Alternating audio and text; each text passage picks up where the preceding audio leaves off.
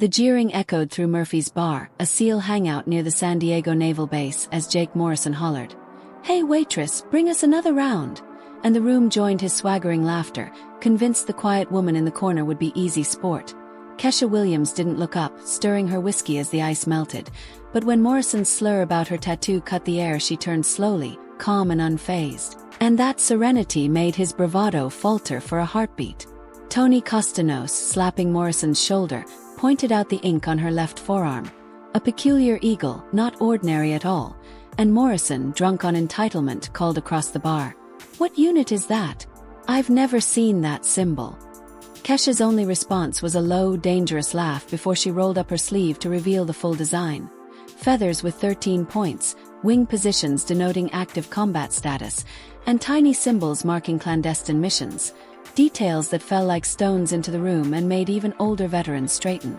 "Do you really want to know?" she asked, scanning the two young operators like a predator sizing up prey. And when Morrison, humiliated by the attention, insisted she tell the story, she took the last sip of her whiskey, set down a 20 and stood. Taller than they'd expected, her presence filled the bar and the mockery began to die. He tried to press her, to reduce her to another invented tale, but she produced a small faded photograph instead. 5 people in unfamiliar uniforms in a makeshift base, advanced equipment that shouldn't have existed then, and Kesha younger but unmistakably at the center. "Afghanistan 2009, she said, flat and steady.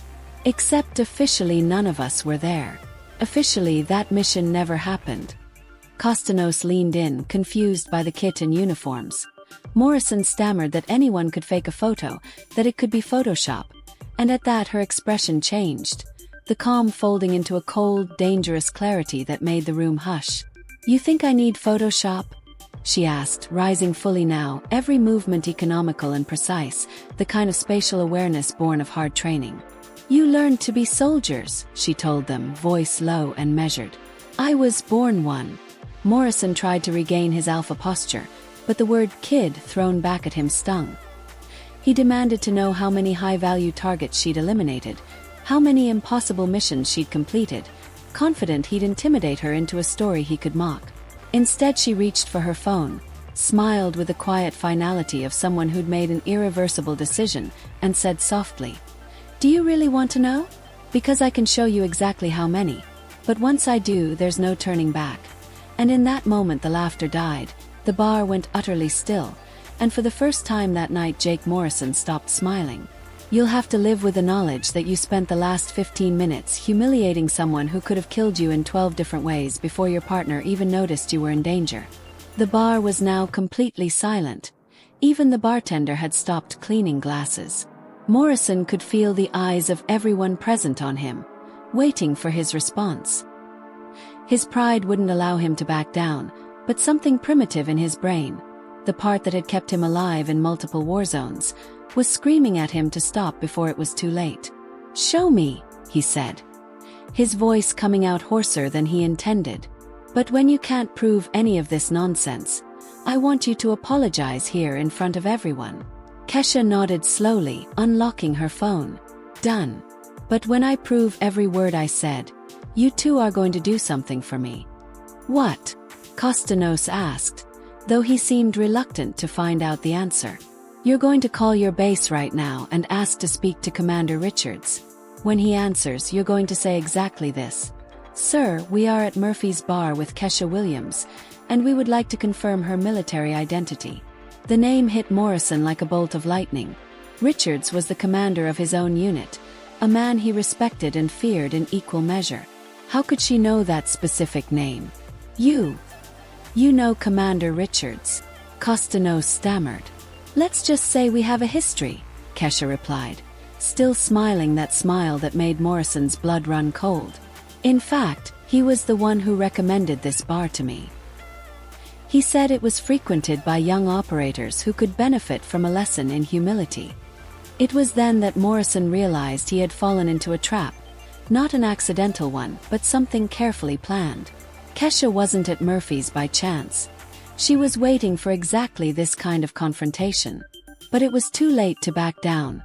Half the bar was watching, and his reputation depended on following through. With hands that trembled slightly, and he hoped no one noticed. He took out his own phone. As he dialed the base number, a single question echoed in his mind. Asterisk, who exactly was Kesha Williams? Asterisk, and why did he feel he was about to discover something that would change not only this night but possibly his entire career? The coming revelations promised to be more than Morrison or Costanos could ever have imagined when they decided to challenge a stranger in a seemingly ordinary bar. The phone rang 3 times before a firm voice answered. Commander Richards. Morrison swallowed hard, feeling the weight of the entire bar's eyes on him. Sir, it's Sergeant Morrison. I'm at Murphy's bar with a civilian who claims to know you. Kesha Williams. The silence on the other end was so deep that Morrison thought the call had dropped.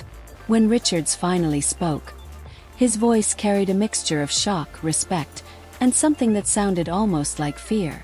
Morrison, are you telling me you're confronting Kesha Williams in a bar? The question made the young SEAL's blood run cold.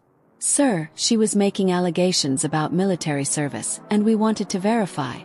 Morrison began but was cut off. Put her on the phone. Oh. Morrison looked at Kesha, who calmly held out her hand. She took the phone and stepped a few paces away, her voice too low for anyone else to hear. Morrison and Costanos stood frozen like 2 students awaiting judgment, knowing they had failed miserably. As Kesha spoke, other patrons began whispering among themselves. An older man wearing a Navy veteran's cap approached quietly. Guys, he said, you have no idea who you're messing with, do you?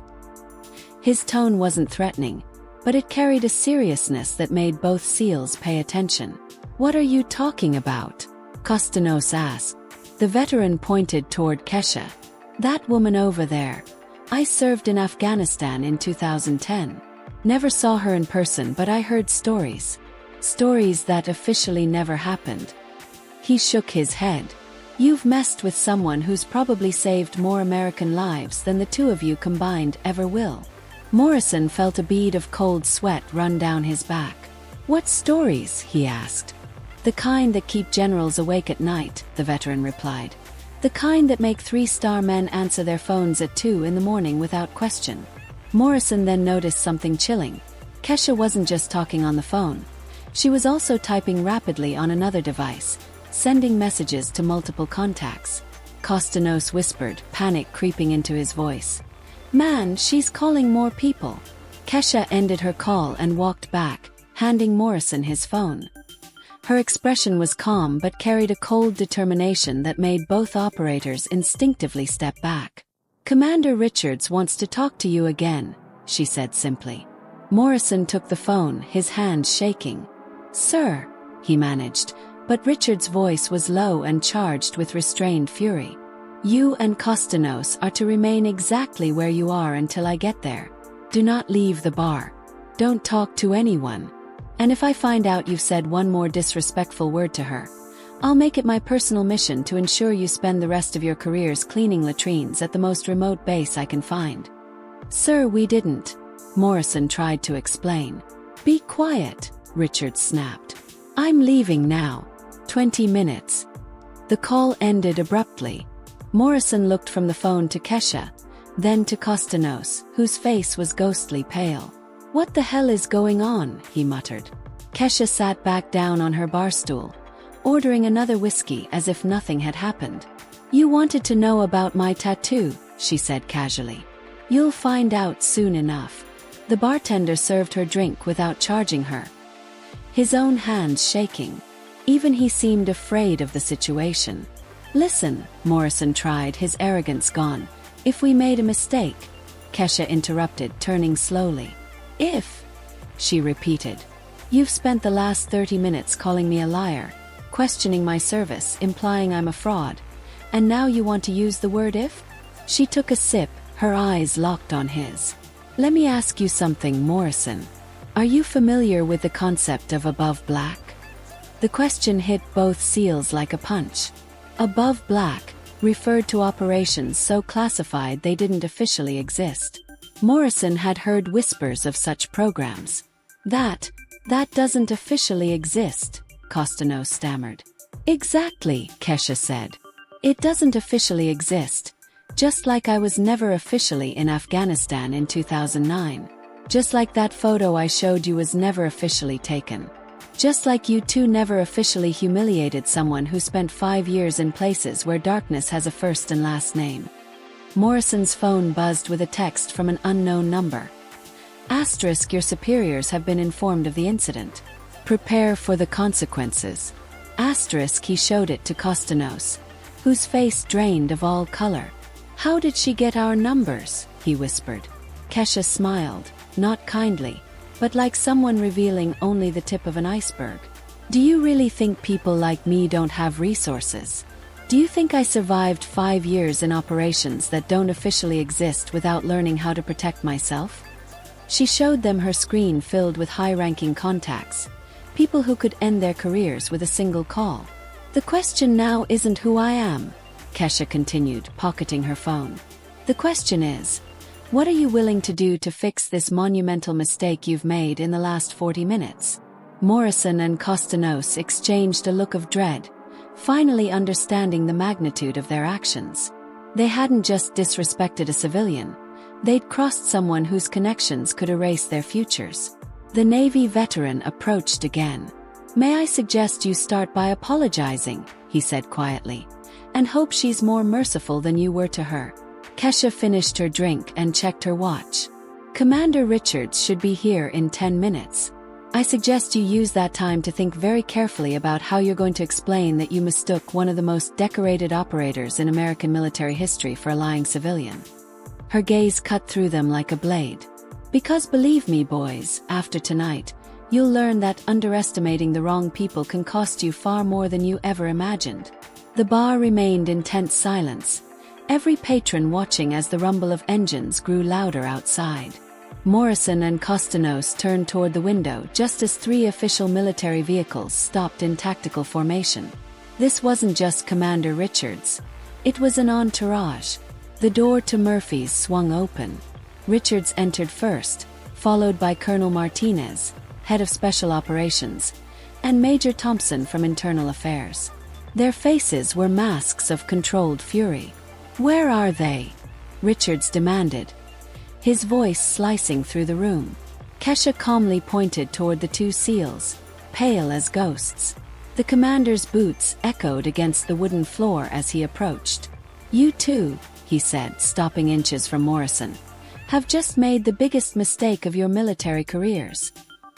His tone was quiet but thunderous in its intensity. Sir, we didn't know, Kostanos began. Silence, Richards barked, and the room went completely still. Richards shouted, making both SEALs flinch. You have humiliated, disrespected, and questioned the service of one of the most decorated operators in American military history. He turned to Kesha, who remained seated calmly on her bar stool. Then, to everyone's astonishment, the commander stood at full attention and executed a perfect military salute. Colonel Williams, he said, his voice filled with deep respect. On behalf of our entire unit, I apologize for the unacceptable behavior of these men. The word colonel struck Morrison like a thunderbolt. Kesha Williams wasn't a civilian. She was a high-ranking officer. Kesha nodded graciously. Thank you, Richards. But I think your men deserve to know exactly who they were talking to. The commander turned back to Morrison and Kostanos, his expression cold and sharp. This woman you disrespected is Colonel Kesha Williams, former commander of the most classified unit in existence. For 15 years, she led operations that saved thousands of American lives in territories where we were never officially present. The tattoo you mocked represents 5 impossible missions. Missions that, had they failed, could have changed the course of world history. Morrison's knees weakened, and Kostanos looked as if he might collapse. Richards continued relentlessly.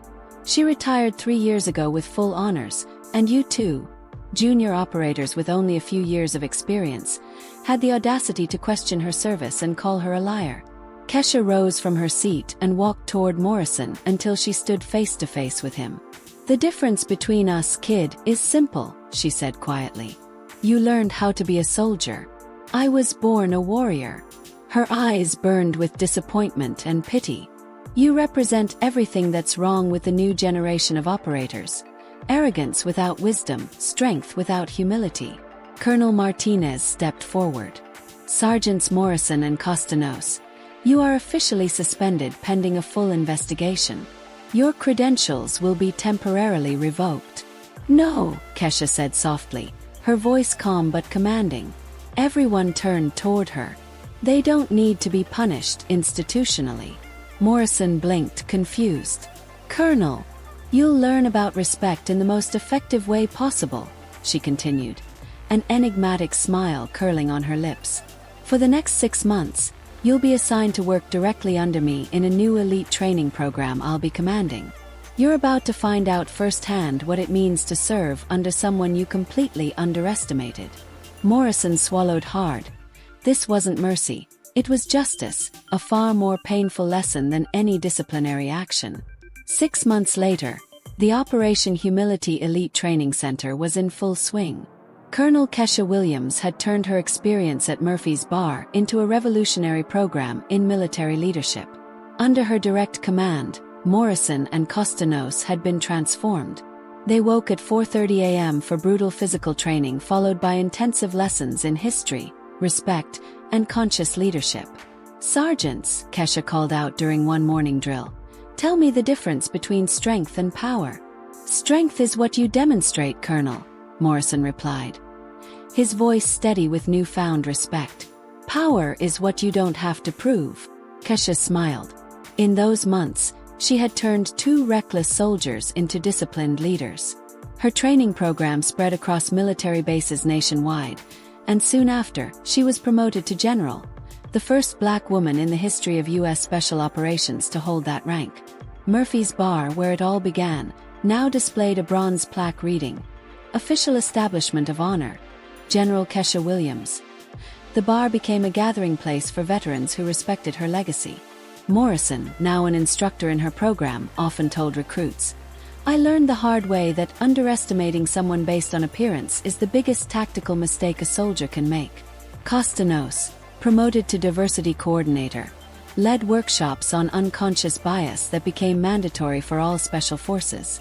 Kesha's once questioned tattoo was now studied in military academies as a symbol of operational excellence. She had turned humiliation into education, arrogance into respect, and prejudice into transformation. True leadership, General Williams told new cadets, doesn't come from how many missions you've completed or how much muscle you have. It comes from how much respect you show for those who came before you. She proved that the best revenge isn't to destroy your enemies, it's to turn them into better people. They tried to humiliate Kesha Williams based on prejudice but ended up humiliated by their own ignorance, and she showed the world that real revenge isn't to repay disrespect. It's to achieve a level of success your doubters could never imagine and then use it to lift others who face the same battles. If this story of transformation through respect touched your heart, subscribe for more stories that prove one truth. Dignity always wins over arrogance, and tell us in the comments. Have you ever been underestimated by someone who had no idea who they were dealing with?